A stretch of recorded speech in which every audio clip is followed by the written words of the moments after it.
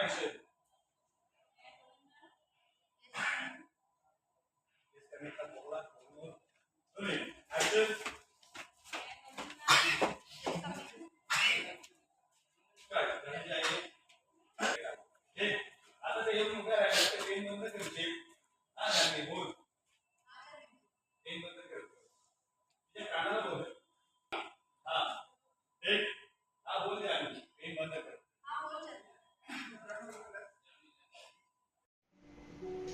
May I come in, ma'am? Yes, come in. Ma'am, हाँ बोल जल्दी.